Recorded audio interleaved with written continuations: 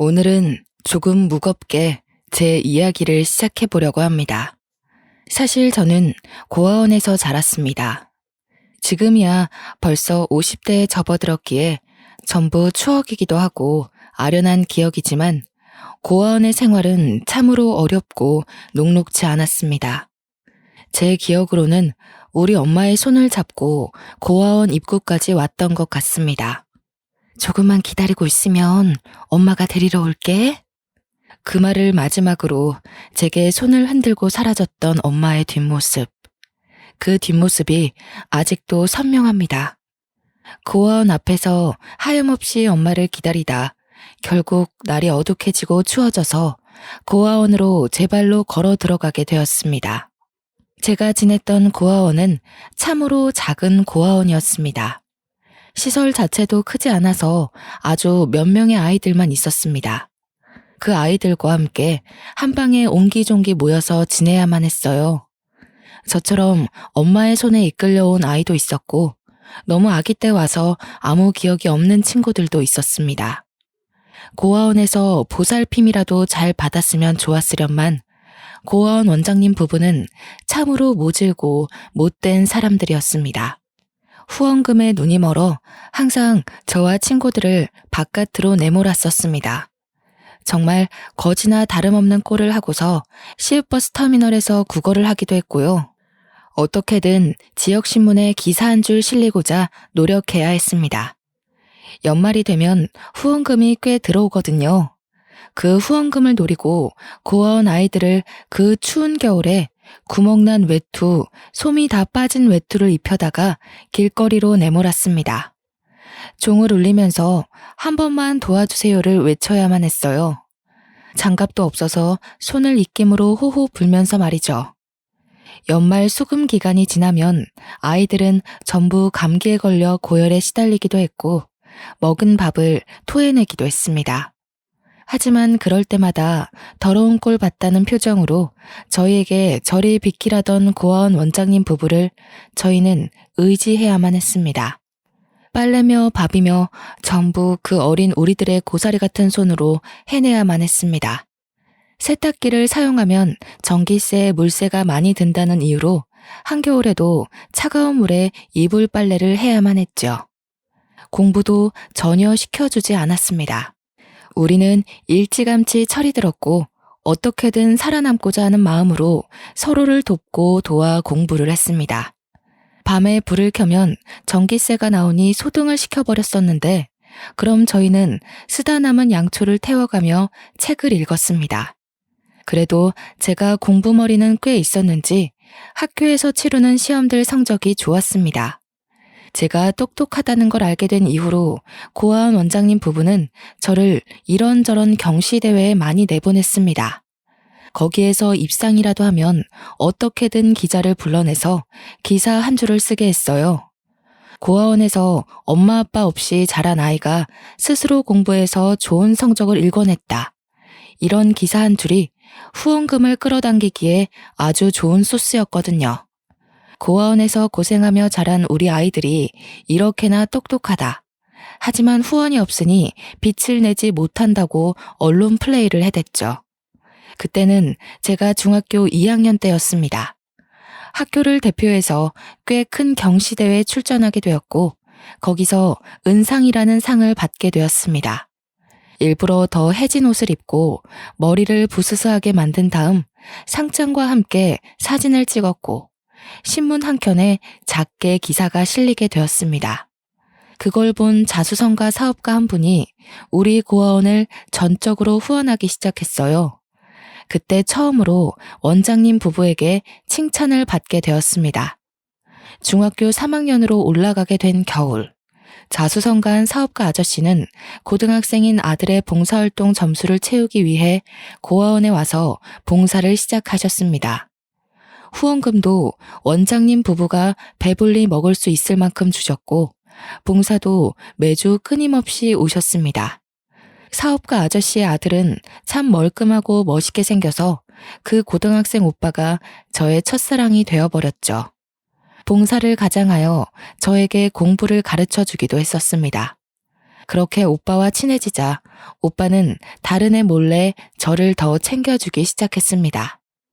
늘 구멍난 옷이 부끄러웠는데 제게 옷을 선물해주기도 했고요. 공부하다가 언제든지 힘들면 연락하라며 휴대폰 번호를 쪽지에 써서 저에게 건네주었습니다. 그 쪽지를 정말 보물처럼 생각하고 잘 접어서 제 지갑에 보관해뒀습니다. 그 오빠는 대학생이 되었음에도 여전히 봉사활동을 했고 저는 고등학생이 되어 더욱 열심히 공부를 시작했습니다. 오빠가 다닌다는 명문대학교에 저도 꼭 입학하고 싶었거든요. 하지만 제가 20살이 되자 더 이상 오빠를 볼 수 없게 되었습니다. 오빠는 유학을 가게 되었고 저는 사회에 뚝 떨어지게 되었거든요. 20살이 되면 고아원을 나가야만 했으니까요. 제가 고아원에서 나올 때 어린 동생들이 얼마나 눈에 밟히던지 정말 눈물바람으로 하루를 보냈습니다. 저를 엄마처럼 따르던 아이들을 등지고 나오려고 하니 그냥 고아원에서 무료 봉사를 하며 눌러붙을까 하는 마음까지 들더라고요. 하지만 그럴 순 없었습니다. 제가 자립을 하고 일을 해야지만 동생들에게 옷 한 벌이라도 선물해 줄 수 있었으니까요. 그때부터 저는 안 해본 일이 없을 정도로 노력을 했습니다. 그 오빠가 다니던 명문대학교에 합격은 했지만 등록금을 도저히 마련할 수 없어서 입학을 하지 못했습니다. 학교의 사정을 말하니 학자금 대출에 대한 이야기도 해주었지만 은행에서는 제게 학자금 대출을 해줄 수 없다고 하더군요. 저는 결국 학교에서 많은 배려를 해주어 휴학을 할 수 있게 되었습니다. 자립금으로 받은 200만 원은 큰 돈으로 보였지만 정말 푼돈이더라고요. 월세방 하나 얻을 수 없어서 창문도 없는 월 35만 원짜리 고시원을 얻었습니다. 저는 아르바이트며 공장이며 택배 상하차며 닥치는 대로 일을 했습니다. 그때까지도 지갑에는 보물처럼 오빠의 연락처가 남아 있었어요. 물론 유학을 갔으니 없는 번호라고 생각하고 그저 마음의 위안만 얻으려고 가지고 있었던 거였지만요. 1년쯤 그런 생활을 반복하자 아무리 끈질기게 살아남은 잡초 같은 저라고 하더라도 너무 지치고 힘들더라고요.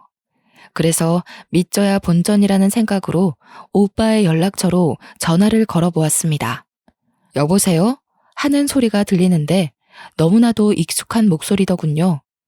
저는 아무 말도 하지 못하고 당황해서 하는 소리만 냈습니다. 그러자 오빠가 먼저 묻더라고요. 혹시 미나니? 왜 이제서야 연락을 했어? 한국에 오자마자 고아원에 갔더니 너는 이미 사회로 나갔다고 하고 너 연락처도 모른다고 하시고 내가 얼마나 걱정했는데. 저는 그 따뜻한 말에 눈물을 쏟아내고 말았습니다. 나를 버리고 간 엄마도 단 한 번도 나를 찾지 않았는데 저에게 온정을 베풀어준 사람이 저를 찾기까지 했다고 하니까요. 제가 울음을 터뜨리자 오빠는 당황했고 지금 어디냐고 얼굴 보고 만나서 이야기를 하자고 했습니다. 그래서 저는 오빠와 약속을 잡았고 약속 장소에 나가니 오빠와 아저씨도 나와 계시더라고요. 너무 오랜만에 보는 분들이라 저도 모르게 또 눈물이 왈칵 터져 나왔습니다. 저를 토닥여 주시더니 어찌 살아왔느냐고 물어보시더라고요. 저는 1년 동안 고생한 이야기와 대학 등록금이 없어서 휴학 중이라는 이야기까지 모조리 털어놓았습니다. 그래서 지금 고시원에서 살고 있으면서 택배 알바까지 하고 있다고? 제가 취직할 수 있는 회사가 몇 개 없어서요. 그런데 택배 회사는 돈도 많이 주거든요. 몸은 힘들지만. 그래도 학생이 공부를 해야지. 그렇게 일만 해서는 아무것도 안 돼. 2년까지 휴학할 수 있다고 하길래 내년까지만 더 고생해 보려고요. 등록금을 모아놔야 그래도 졸업까지 어느 정도 버틸 수 있을 것 같아요. 그렇게 힘든 상황에서도 노력해서 우리 아들과 같은 학교에 입학했다는데 내가 어떻게 모른 척 할 수 있겠니? 그럼 이렇게 하자. 등록금을 내가 내줄 테니 다음 학기에는 학교에 다니는 걸로 하자. 저는 정말 새가 되어 날아갈 수 있을 것만큼 기뻤습니다. 아저씨는 아무 조건 없이 제 대학 등록금을 내주시기로 했고, 나중에서야 그게 너무 죄송하다는 마음이 들었습니다. 하지만 오빠는 당연히 잘해서 주는 거라며 부담 갖지 말라고 했어요. 모아둔 돈은 학교 근처에 월세를 얻어서 살았으면 한다고 하셨지만 학교 근처의 집값이 꽤 비싸서 그럴 순 없겠더라고요. 저는 아저씨의 도움으로 대학에 등록을 했고 성적이 우수한 학생들에게만 준다는 성적 장학금을 받기 위해 노력했습니다. 물론 4년 내내 장학금을 받을 순 없었지만 그래도 중간에 여러 번 장학금을 받기도 했습니다. 제가 장학금을 받았으니 이번 등록금은 안 주셔도 된다고 말했지만 아저씨께서 비상금으로 가지고 있다가 생활비로 쓰라며 거절하셨어요. 넓은 마음에 또 한 번 감동을 받게 되었죠. 학교를 다니면서 과외 아르바이트 자리를 소개받아서 과외를 하고 장학금은 비상금으로 가지고 있고 대학생활 틈틈이 일일 아르바이트를 뛰기도 했습니다. 누구보다 시간을 쪼개 쓰면서 바쁘게 살았고 등록금을 지원받은 이후로는 단 한 번의 휴학도 없이 학교를 졸업할 수 있게 되었습니다. 누구보다 치열하게 살았기 때문에 취업 전선에 뛰어드는 건 고민도 되지 않았습니다. 그런데 아저씨께서 제게 제안을 하시더라고요. 아저씨네 회사로 취직을 하는 게 어떻겠느냐 하셨어요. 솔직히 제 성적에 더 좋은 대기업으로 갈 수 있는 길이 열려있긴 했지만 그동안 받았던 은혜를 보답하고자 하는 마음도 있었기에 좋다고 했습니다. 아저씨는 대단한 영재가 입사하게 되었다면서 좋아하셨어요. 그렇게 신입사원의 명함을 달고 첫 직장에 받은 월급이 200만 원이 조금 넘었습니다. 통장에 떡하니 월급이라고 찍힌 금액을 보니 감동이 물밀듯 흘러왔습니다. 저는 그 길로 고아원 동생들에게 간식과 옷을 조금 사서 보냈고 남은 돈으로는 아저씨와 오빠에게 줄 작은 선물을 샀습니다.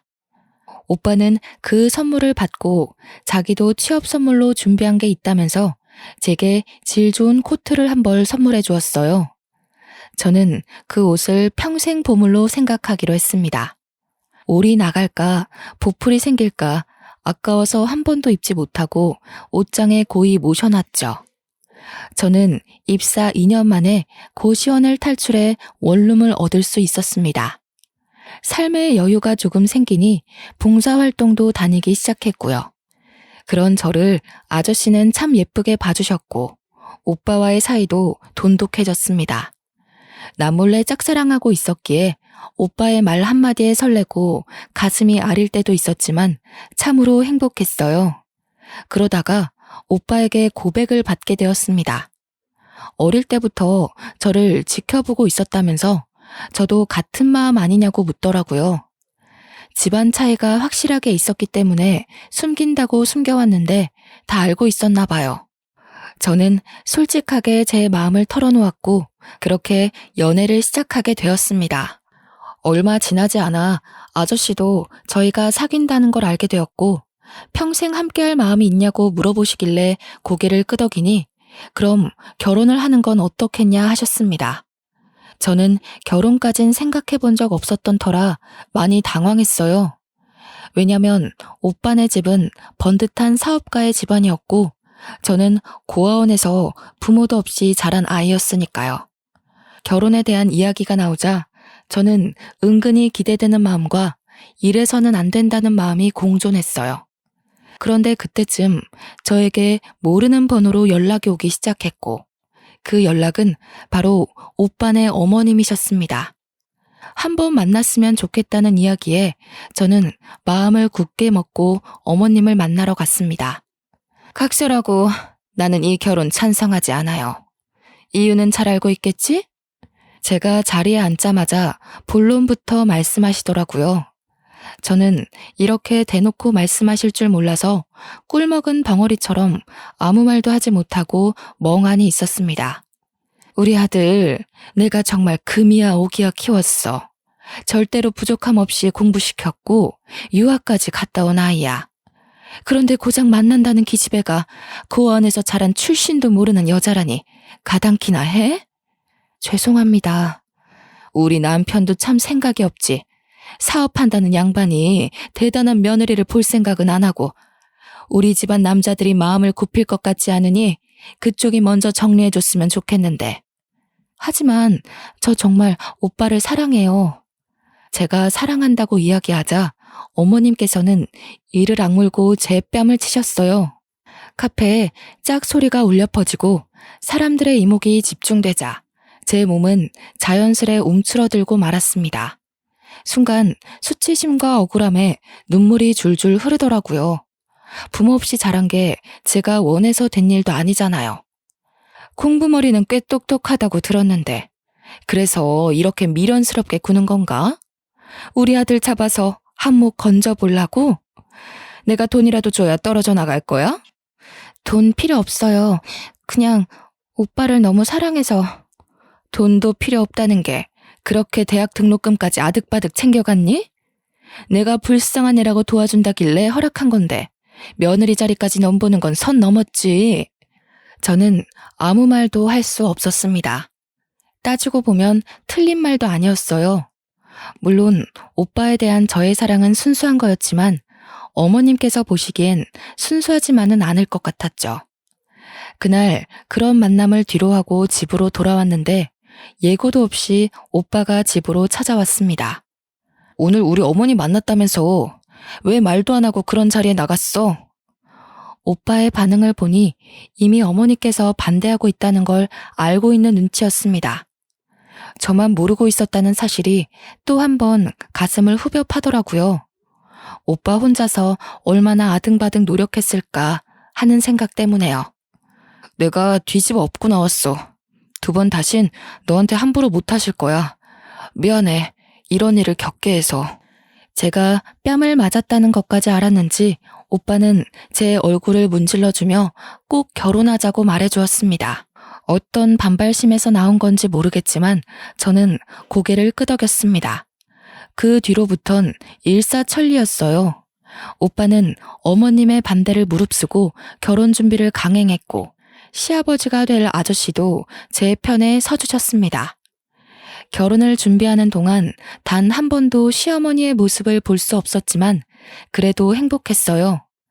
고아원에서 자라 제대로 된 가족도 없이 자랐는데 결혼만 하면 온전한 제 가족이 생긴다는 느낌을 받았기 때문이었습니다. 결국 시어머니와는 대화 한 번 하지 못한 채 결혼을 하게 되었습니다. 식장에서 손을 잡아줄 아버지가 계시지 않았기 때문에 남편의 손을 잡고 버진로드를 걸었어요. 혼주석이 텅 비어 있었지만 남편이 제 옆에 서 있다는 것만으로도 마음이 든든했습니다. 그렇게 어영부영 마련한 신혼집에 들어가 신혼생활을 시작한 지 얼마 되지 않아 악재가 겹치기 시작했습니다.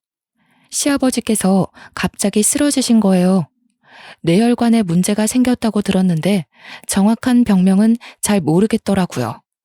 그렇게 몇 주간 의식을 찾지 못하셔서 제가 옆에서 꾸준히 병간호를 했어요. 시어머니께서는 저를 계속 불편해하고 계셨기 때문에 마주치지 않으려고 애를 써야 했습니다. 지극정성으로 간호를 했지만 시아버지께서는 결국 정신을 차리지 못하시고 하늘의 별이 되어야만 했어요. 그때 저는 정말 정신이 없었습니다. 남편도 시어머니도 혼이 쏙 빠지게 눈물만 흘리고 있었고요. 저는 정말 시아버지가 아니었으면 지금까지 택배 일이나 하며 고되게 살았을 거란 생각이 들어 너무 슬펐어요. 저를 이렇게 아끼고 사랑해 주시고 결국 가족으로까지 받아주셨는데 앞으로 행복하게 오래오래 살고 싶었는데 한순간의 병으로 이렇게 무기력하게 세상을 떠나시다니 제 마음을 얼마나 슬펐겠어요. 장례를 마치고 슬픔이 채 가시기도 전에 저와 남편은 신혼집을 처분했습니다. 시어머니 혼자서 그 큰 집에서 지내시는 게 너무 외롭고 쓸쓸하실 것 같아서 남편과 시댁으로 들어가기로 결심했어요. 처음에는 불편해하셨던 시어머니께서도 집안에 사람 냄새가 나기 시작하자 오히려 더 좋아하시는 것 같았습니다. 하지만 문제는 여기서부터 시작이었어요. 시아버지께서 돌아가시자 갑자기 회장직이 공석이 되어버린 탓이었죠. 남편은 아직 일을 배우고 있는 단계였고 저 또한 말단 직원이었기에 회장직을 맡을 수 있는 사람이 없었습니다. 이 사회에서는 독촉을 하지 앉을 준비가 된 사람은 없지. 결국 이 사회에서 시어머니를 그 공석에 앉히자는 의견이 나왔고 시어머니께서는 받아들이셨습니다. 하지만 회사 일을 잘 모르시던 어머니께서도 무척 힘들어하셨습니다. 대신 권력은 생기셨죠. 시어머니의 도장 없이는 아무것도 할 수 없는 회사가 되었거든요. 남편은 그때부터 경영직 자리를 맡기 위해 누구보다 열심히 일을 해야 했습니다. 그때마다 시어머니의 채찍질도 따라왔고요. 남편은 지쳐가고 그런 남편을 보는 저 또한 지쳐갔습니다. 권력의 재미를 맛본 시어머니께서만 신이 나셨죠. 그때부터였을까요? 시어머니께서는 슬슬 집안 살림에도 참견을 하기 시작하셨습니다. 사람 냄새가 나서 좋다고 하셨는데 이제는 일만 하느라 집안 살림을 돌보지 않는다며 저를 구박하기 시작하셨어요. 세상에, 이불 빨래는 언제 하고 안 한 거니? 2주 전에 했어요, 어머님. 2주나 됐단 말이야? 이번 주말에는 이불이랑 커튼도 좀 빨아라. 커튼은 이번 환절기 때 이미 빨았는데. 너 집안에 먼지가 얼마나 많은지 몰라서 그러니? 이런 식으로 살림하는 여자가 어디 있어? 저는 평일에는 회사 일을 하느라 바쁘고 주말에는 집안일을 하느라 바빴습니다. 전혀 쉴 시간이 주어지지 않았어요. 하지만 고아원에서 일했던 경력은 무시 못하더라고요. 아무리 굳은 일이라고 해도 전부 해봤던 터라 척척 해냈습니다. 그러자 이제는 밥상을 가지고 참견하기 시작하셨습니다. 이렇게 풀떼기만 있어서 뭘 먹고 힘을 내서 일을 하겠니? 어머님이 시래기 좋아하시잖아요. 그래서 무쳐본 건데. 시래기를 아무리 좋아해도 삼시세끼 시래기만 먹니? 바깥일 한다고 유세라도 떠는 거야 지금? 시어머니께서 주구장창 일을 관두고 집안 살림에 신경을 쓰라고 요구하셨고 결국 몇 년을 다닌 직장을 결혼 1년도 채 되지 않아 포기하게 되었습니다. 집에서 살림만 하기 시작하자 그때부터는 더욱 잔소리가 심해졌습니다. 너 걸레질 언제 했어? TV장에 먼지 앉은 것 좀 봐라. 집에서 놀고 먹는 주제에 이런 거 하나 똑부러지게 못하니? 저는 매일 책 잡히지 않기 위해서 쓸고 닦고를 반복해야 했어요.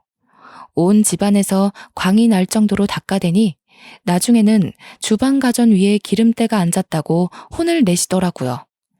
저는 매일같이 기름때를 지우고 먼지를 닦아내며 하루를 보내야 했습니다.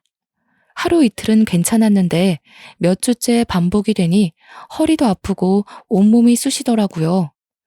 제가 고생하는 걸 아는 남편이 하루는 마사지를 해주겠다고 제 어깨를 주물러주고 있는데 시어머니께서 방문을 벌컥 열고 들어오시더라고요.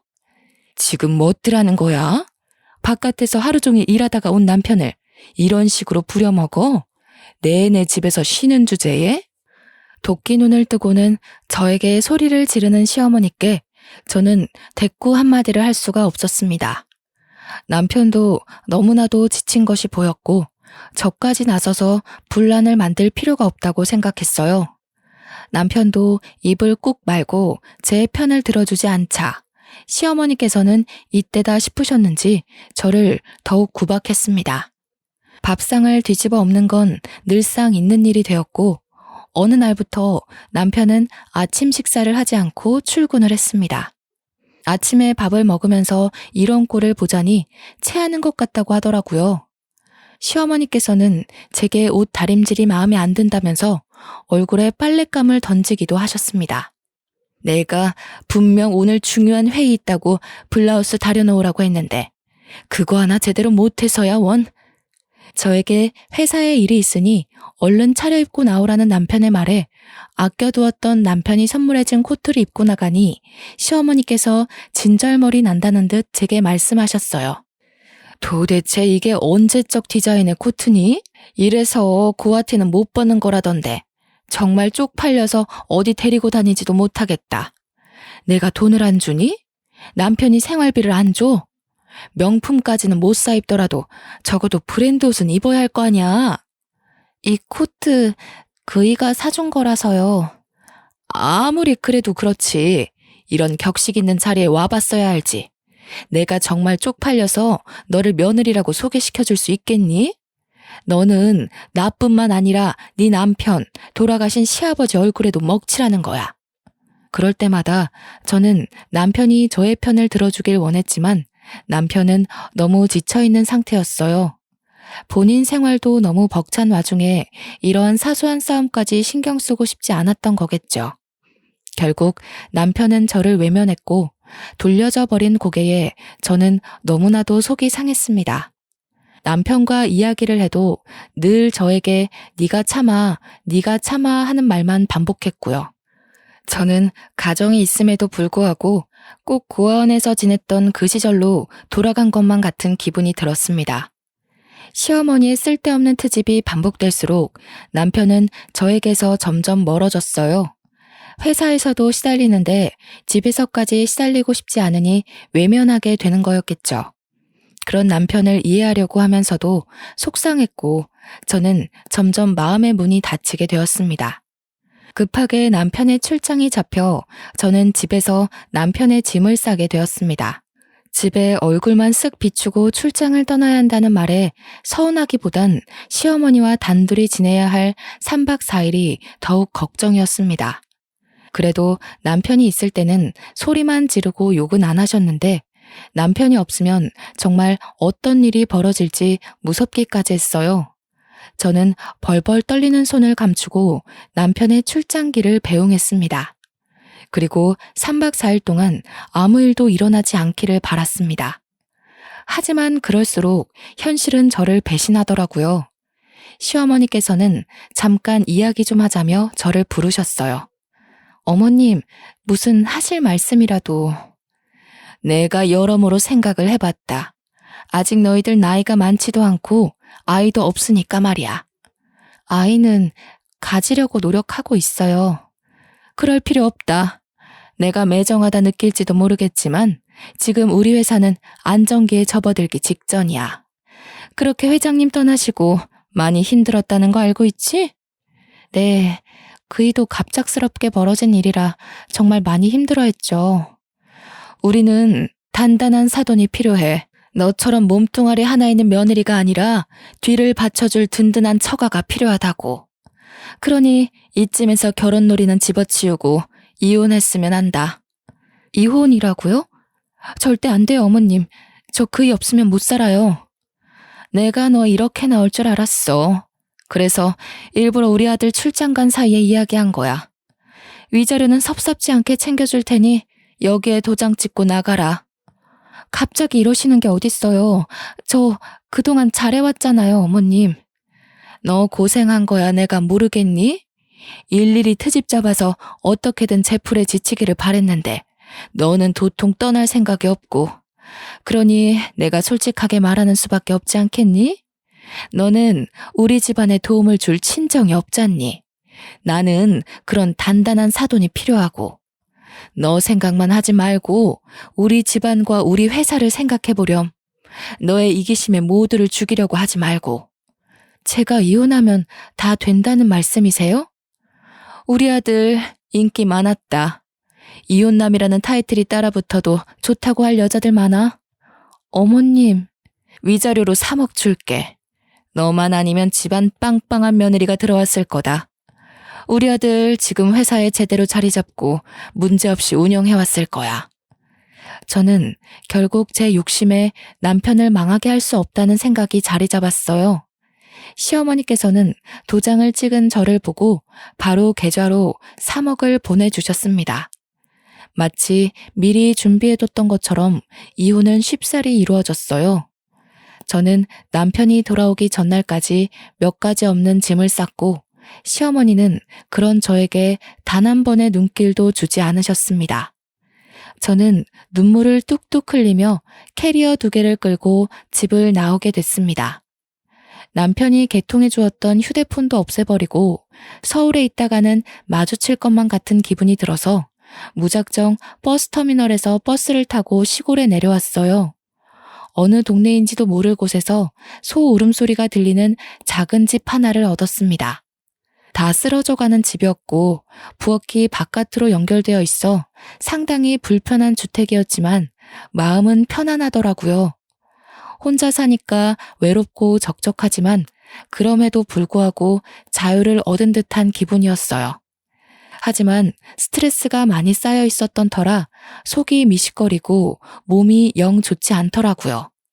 며칠을 토하고 울기를 반복하다가 생리가 늦어진다는 생각이 들어 읍내에 있는 산부인과에 진료를 받으러 갔습니다. 축하드려요. 임신 5주입니다. 아직 안정기는 아니니까 조심하시고요. 12주에 간단한 검사들 하러 내원하시면 됩니다. 제가 임신한 사실을 시댁에 알려야 하나 고민을 했지만 어차피 짐밖에 되지 않거나 아니면 아이만 빼앗길 것 같다는 두려움에 비밀로 묻어두기로 했습니다. 이혼했으니까 제 호적에 두고 혼자 잘 키우면 되겠지 하는 생각이 들었어요. 아이까지 빼앗기면 저는 정말 삶의 이유를 찾을 수 없을 것 같았거든요. 가족을 버리니 제 핏줄이 닿는 가족이 생겼습니다.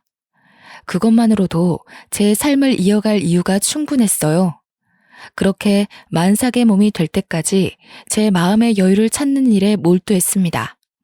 홀로 산부인과에서 진통을 겪고 꼬박 이틀 만에 아이가 세상 밖으로 나왔을 때 저는 눈물을 줄줄 흘렸습니다.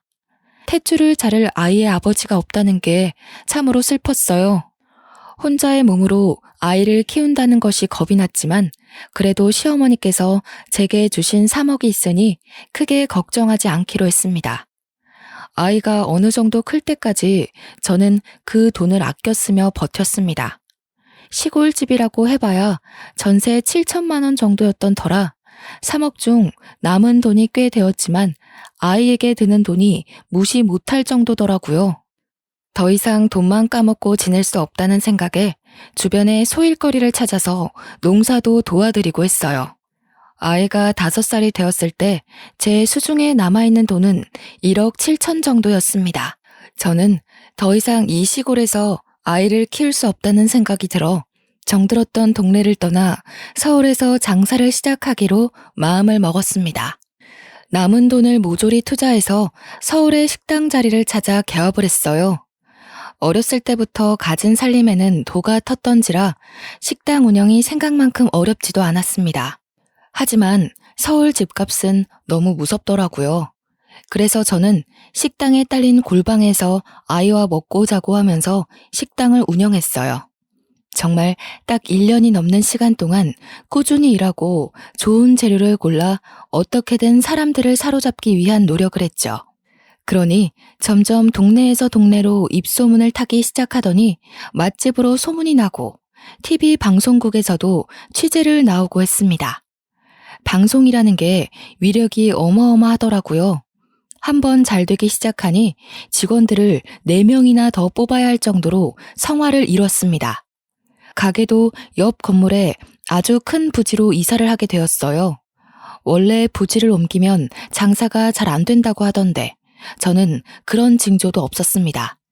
매일 아침 5시부터 일어나 장사 준비를 하면서도 힘든 거 하나 느낄 시간 없이 바빴어요. 대신 아이를 하루 종일 어린이집에 맡겨야 한다는 게 조금 미안했죠. 돈은 점점 쌓여가고 가게는 점점 번창하고 저는 아이와 함께 살 수 있는 빌라를 전세로 얻을 수 있었습니다. 식당 골방에서만 살아오다가 방이 3개나 있는 빌라 전세를 얻으니 아이도 너무 행복해 하더라고요. 그렇게 돈 버는 재미로 아이와 함께 시간을 보내며 살고 있었는데 문득 제 어릴 때의 기억이 나더라고요. 바빠서 잠시 까먹고 지냈던 고아원의 생활 말이에요. 내가 은혜를 받아온 만큼 저도 남을 도와줘야겠다는 생각이 들었습니다. 시아버지와 남편이 저와 고아원 동생들에게 그랬던 것처럼 저도 남을 위해 봉사하고 나누고 싶어졌어요. 우리 아이가 비록 아빠 없이 자라고 있지만 절대 부족함 느끼지 않게 제가 2배, 3배 채우는 것처럼 남들에게도 그렇게 하고 싶었습니다. 그래서 저는 그때부터 주마다 고아원과 노숙자 센터, 미혼모 센터를 돌면서 봉사활동을 시작했습니다. 요리에는 자신이 있었기 때문에 주로 무료급식 봉사를 했어요. 고아원에 가서는 아이들이 좋아하는 치킨이나 떡볶이를 만들어서 봉사를 했고, 미혼모 센터에서는 미역국을 끓였습니다. 평일 내내 일하고 주말에도 봉사를 하면서 몸은 힘들었지만 마음만큼은 부자가 된 듯 했어요. 틈틈이 큰 금액은 아니지만 무리가 가질 않을 만큼의 기부 활동도 했습니다. 그런 저의 모습을 보며 아이도 봉사활동에 참여를 했어요. 고작 초등학교에 갓 입학한 아이였지만 저와 봉사를 다니며 남을 위하는 행동과 마음가짐을 갖게 되었죠. 저 아이는 참으로 행복했습니다. 그러던 어느 날 제가 서울역에 무료 급식소 봉사를 나간 날이었습니다. 어느 때와 다름없이 줄을 서 있는 노숙자들에게 밥을 퍼서 주고 있었는데 제 앞에 우뚝 서서 시래기 반찬을 더 달라고 말하는 할머니 노숙자의 목소리가 귀에 익더라고요. 고개를 빼꼼 내밀어 얼굴을 확인하니 충격적이게도 저를 내쫓으셨던 전 시어머니였습니다. 어머님? 저를 보고는 벌벌 손을 떨기 시작하는데 제가 너무 놀래서 여기서 뭐 하시냐 물어보니 입을 열지 못하시더라고요. 일단 줄이 밀려있던 터라 자리를 잡고 앉아 계시라고 말한 뒤 다른 봉사자에게 잠시 자리를 비운다고 말하고는 어머님이 앉아 계신 자리로 갔습니다. 제가 오든 말든 상관도 안 하시고 앉아서 밥을 허겁지겁 먹고 계시더라고요. 손톱에는 검은 때가 잔뜩 끼어 있고 언제 씻은 건지 가늠도 되지 않게 냄새까지 고약했습니다. 식사를 마칠 때까지 기다리니 그제서야 얼굴을 들어 제 얼굴을 보고는 눈물을 흘리시더군요. 여기서 뭐 하세요? 왜 이런 모습으로? 내가 천벌을 받은 게지. 천벌을 받은 게야. 그때부터 울면서 이야기를 시작하시는데 저는 정말 상상도 못했던 일들을 겪으셨더라고요. 그날 네가 짐 싸들고 나간 날 너를 그렇게 보내는 게 아니었는데 다음 날 아들이 집에 오자마자 너를 찾더구나. 나는 이혼 서류를 보여주고 네가 이것만 남기고 집을 떠났다고 했어. 처음에는 전혀 믿질 않더구나. 너에게 전화를 걸었는데 없는 번호로 나오니까 그때부터 애가 실성한 사람처럼 너를 찾기 시작하는데 네가 살았던 고아원에서 몇 날 며칠을 밤을 새우고 돌아오기도 하고 너를 찾겠다고 전국을 이잡듯이 뒤지더라. 근데 어디로 숨었는지 아주 꼭꼭 잘도 숨었대. 혹시라도 마주치면 마음이 바뀔까봐 시골에 집을 얻어 죽은 듯이 살았어요. 그래, 그랬겠지. 내가 오죽 모질게 굴었니. 그 뒤로 우리 아들은 술독에 빠져 살았단다. 매일 술만 먹고 회사 출근도 안 했지. 그것까진 괜찮았는데 문제는 회사 어음이 터지면서였어. 경영이라고는 하나도 몰랐던 내가 권력만 쥐고 있으니 해결이 되었겠니? 아들은 회사 일에서 완전히 손을 놓았지. 나는 어음을 막으려고 집도 팔고 차도 팔았지. 그런데도 결국 수습이 안 돼서 회사는 넘어가게 되고 나는 빈털터리가 되었단다. 그 와중에 아들은 간에 무리가 와서 병원 신세를 지게 되었고. 그이가 아파요? 수술이 필요한 정도는 아닌데 평생 약은 달고 살아야 한다더라. 그 약값은 감당이 안 되지. 돈은 없지. 결국 얻어놨던 전세까지 모두 처분해서 아들을 요양병원에 밀어넣고 나는 이런 신세가 되었어. 결국 나이 60대 후반에 노숙자의 길을 걷게 된 것이었습니다. 저는 어머님께 이 자리에서 기다리라고 말씀드린 뒤 봉사자들에게 사정을 설명하고 중간에 어머님을 모시고 나왔습니다. 비록 저에게 모질게 굴었던 어머님이지만 차마 잘됐다고 조롱할 수 없겠더라고요. 그대로 목욕탕으로 모시고 가서 묵은 때를 전부 벗겨드렸습니다. 그리고는 우리 집으로 모시고 가서 이부자리를 깔아드렸어요. 학원에 갔다가 집으로 돌아온 우리 딸을 보고서는 어머니께서 까무러칠 듯 놀라셨습니다. 엄마, 누구셔? 인사드려야지. 할머니야. 아이고, 내가 너무 못됐다. 내가 너무 잘못했어. 임신한 줄도 모르고 우리 손녀딸이 있는지도 모르고. 어머님께서는 제게 무릎을 꿇고 손을 싹싹 빌면서 눈물을 흘리셨어요. 아이는 놀라서 할머니 왜 그러냐고 일어나라고 하고 저도 눈물만 하염없이 흘렀죠. 여자 혼자서 아이를 키우며 당했던 조롱이며 고통이 고스란히 떠올랐던 터였습니다. 저는 용서는 쉽게 할 수 없겠다고 했지만서도 어머님이 집에서 편안하게 지내실 수 있도록 도와드렸어요. 다음날 어머님과 아이의 손을 붙잡고 남편이 입원해 있다는 요양병원으로 갔습니다. 병실 문을 열자 창밖만 하염없이 바라보고 있는 남편의 뒷모습이 보이더라고요. 뒷모습이 너무나도 쓸쓸했지만 오랜 시간 사랑했던 그 오빠의 모습 그대로를 간직하고 있었습니다. 민주야, 저분이 민주 아빠야. 얼른 아빠 하고 달려가봐. 아빠? 남편은 달려오는 딸아이를 보고 눈이 휘둥그레 커졌습니다. 그리고 저를 한번 보고 딸아이를 한번 보고 그렇게 몇 번을 번갈아 보더니 오열을 하더라고요. 차마 소중한 딸을 끌어안지도 못한 채 허리춤에 매달리는 딸의 머리만 쓰다듬으면서요. 나에게 딸이 있었다니 이 소중한 존재도 모르고 여보, 내가 정말 잘못했어. 그렇게 당신이 힘들 때 나 힘들다고 외면하고 무시했던 게 정말 아직까지 가슴에 응어리로 남아있어. 오직 힘들었으면 그 여리고 착한 당신이 나를 떠났을까 싶어서 다 내 잘못 같았고. 눈물을 줄줄 흘리면서 저에게 미안하다고 가까이 와달라고 손짓을 하는데 시어머니께서 슬쩍 제 등을 떠미시더라고요. 그렇게 한 걸음 한 걸음 다가가는데 시야가 뿌옇게 변했습니다. 저도 모르는 사이에 눈물이 흐르고 있었던 거예요.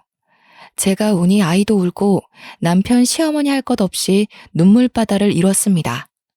한참을 울고 해진을 돌던 의사의 말을 들어보니 치료는 꾸준히 해야 하나 수술할 정도는 아니라고 하시더라고요. 재산을 전부 처분했던 터라 오갈 곳 없는 남편과 시어머니를 저희 집으로 모시게 되었습니다. 남편도 집이 없어서 요양병원에 입원했던 거였기에 통원 치료를 약속하고는 집으로 돌아왔어요.